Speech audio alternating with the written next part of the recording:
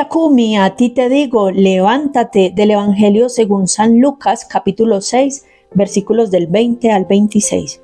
En aquel tiempo Jesús, mirando a sus discípulos, les dijo: dichosos ustedes los pobres, porque ustedes es el reino de los cielos. Dichosos ustedes los que ahora tienen hambre, porque serán saciados. Dichosos ustedes los que lloran, porque al fin reirán. Dichosos serán ustedes cuando los hombres los aborrezcan y expulsen de entre ellos, y cuando los insulten y maldigan por causa del Hijo del Hombre. Alégrense ese día y salten de gozo, porque su recompensa será grande en el cielo, pues así trataron a sus padres los profetas. Pero ay de ustedes los ricos, porque ya tienen ahora su consuelo. Ay de ustedes los que se hartan ahora, porque después tendrán hambre. Ay de ustedes los que ríen, porque llorarán de pena. Ay de ustedes cuando todo el mundo los alabe, porque de ese modo trataron a sus padres a los falsos profetas. Palabra del Señor, gloria a ti, Señor Jesús. Bueno, un poco de contexto sobre este bello programa de vida cristiano, que es un programa de santidad. Las bienaventuranzas son un programa para llevarnos a la santidad, porque hasta el cielo no paramos. En griego esta palabra se traduce como eudaimonía. Esta palabra está compuesta de dos partes, ¿no? Eu, que significa bien o felizmente, y daimon, que se refiere al Espíritu Divino que guía la vida de una persona. Y en la filosofía griega, especialmente en la obra de Aristóteles, encontramos que eudaimonía se refiere a un estado de felicidad y prosperidad que se logra a través de la virtud y la vida buena. No se trata solamente de esta sensación de felicidad temporal o de placer, sino que es un estado duradero de bienestar y de realización. Y en el contexto cristiano, queridos hermanos, la palabra makairos se utiliza para describir esta bienaventuranza, especialmente en el Sermón del Monte, que nos pronuncia Mateo y que hoy vemos de otra manera en Lucas, donde Jesús describe cuál es la característica de los que viven este programa de vida de santidad. Estos serán llamados bienaventurados. ¿Y tú? ¿Eres bienaventurada y bienaventurado? Hagamos una revisión a nuestro programa de vida. ¿Cómo está tu mapa de los sueños? ¿Cómo está tu programa de vida o tu proyecto de vida? No sé cómo lo llames, no sé si lo has trabajado, no sé si lo has reflexionado y has revisado cómo va ese camino que es guiado por Dios, como nos decía la primera mención de la palabra en griego, ¿no? Es una vida orientada por el Espíritu Divino. ¿Y para qué? Para que este programa de vida nos libere de falsos valores del mundo. A veces creemos que necesitamos determinados bienes para ser felices en este mundo. Quisiera preguntarte a ti, ¿qué te hace feliz?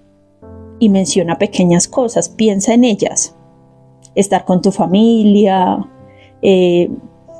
alcanzar una meta por la que has luchado mucho tiempo, estar cerca de Dios, participar de un momento de oración, hacer el bien, que tu familia esté sana, contenta, que estén unidos.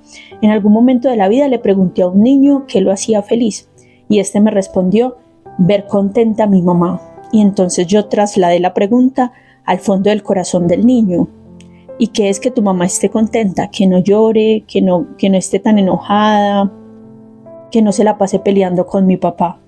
La felicidad deberíamos considerarla como este niño. Este niño piensa no solo en su propia felicidad, sino en la felicidad de la persona que ama, su madre. Nosotros consideramos un ejemplo maravilloso de una persona que fue bienaventurada y pensó en los demás. Jesucristo, el Hijo de Dios, se dejó perseguir y despreciar hasta la muerte, a fin de que tú y yo seamos salvados, ¿no? Hay un testimonio de Pedro Damasceno, un eremita, que nos dice: las bienaventuranzas son dones de Dios y debemos estarles muy agradecidos por ellas, porque tienen recompensas, el reino de los cielos, el siglo futuro. La consolación no solamente es importante aquí en la tierra, sino que es una trascendencia que nos invita a pensar en la misericordia de Dios que se nos concede cada día. Y bueno, tenemos que recordar que tú y yo somos considerados lo frágil, lo débil, y como dice San Pablo en 1 Corintios, lo débil del mundo para humillar lo poderoso, lo despreciable, lo que no cuenta, para anular lo que cuenta. Entonces, en las palabras de San Agustín sería: lo que nos ayuda no es un masoquismo cristiano, porque esto no es bienaventuranza. Lo que nos ayuda no es sufrir estos males, sino soportarlos por amor de Jesús. no solo con espíritu sereno, sino con alegría. Y este soportar no significa aguante, significa soportar es tener la base, sea Jesucristo.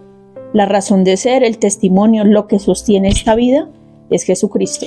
Hay una bienaventuranza que creo que cuestiona profundamente nuestro mundo. Todos nos hemos preguntado sobre el sufrimiento, el miedo, aquello que nos imposibilita movernos y alcanzar nuestras metas y nuestros sueños. Vemos constantemente sumergirse en el dolor a personas que amamos, personas que no conocemos, sociedades, poblaciones, y nos preguntamos sobre el mal, la muerte, el dolor.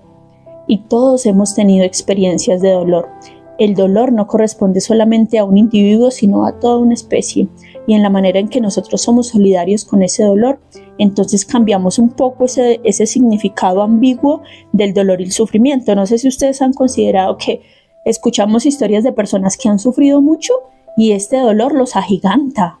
Sin ese sufrimiento, nos dicen ellas, no hubieran llegado tan lejos, no hubieran estado tan fuertes, no hubieran desarrollado tantísimas virtudes. Testimonio de ellos son los santos, las mujeres y hombres que son víctimas del conflicto armado y que hoy son grandes personajes que nos edifican. Pero también tenemos la otra cara de la moneda que nos hace pensar y reconsiderar el sentido del dolor. Hay personas que ante el sufrimiento, la enfermedad, el dolor salen corriendo, se hunden y se anulan, y esto debería hacernos sentir tristeza y hacernos condoler por el dolor del otro. A veces este dolor produce en la persona que se encierra en sí misma, a veces hace que salga hacia los otros y se comprometa con el bien común. ¿A qué se deberá todo esto? Quisiera preguntarte de nuevo, ¿a ti qué te hace feliz? ¿Experimentas una felicidad duradera? Y quisiera recordarte que si nosotros padecemos todo este sufrimiento en la tierra, seremos consolados, seremos en futuro. La expresión implica la participación en los bienes de Dios, el ser parte de su reino. Y para finalizar, esta bella expresión de Pedro Lain entra algo que habla sobre la antropología de la esperanza. Querido amiga y amiga, ¿tú vives de optimismo o de esperanza? Son distintas.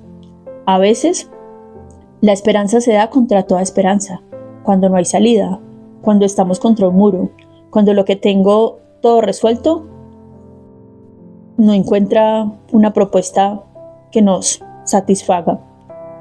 Pero no hay esperanza sin optimismo en muchos casos. ¿Y tú, eres optimista o tienes esperanza? Pilas con lo que dice Feuerbach sobre Dios, el Dios de las añoranzas, el Dios de las frustraciones, o lo que dirá Freud, el Dios de las proyecciones infantiles. ¿Cuántas veces el Dios que tú manejas realmente es un Dios así? ¿O estás con una falsa imagen de Dios? Es un Dios de oídas, pero no de experiencia. Tal vez por eso no has experimentado esta felicidad duradera. Recuerda que bien significa dejarse guiar por un espíritu que te conduce hacia este proyecto de santidad. Y este proyecto de santidad implica no que vayas en coche ni en helicóptero, implica que camines y hagas camino al andar. Dios no es proyección, es sorpresa. Déjate permear por ese Dios que se revela siempre en ti, ese Dios que te desacomoda, ese Dios que va más lejos que tú y yo, ese Dios que es la respuesta del Padre y que no le ahorra dolor a su propio Hijo, porque en Él edifica el mundo y nos enseña cómo vivir la bienaventuranza. La bienaventuranza nos ayuda a crear fraternidad, no aislamiento ni individualismo, porque todos ustedes y yo seremos bienaventurados, somos bienaventurados y veremos a Dios cara a cara, tal cual es. Veámoslo desde ya en nuestros hermanos y hermanas. Bendecido día para todos y todas.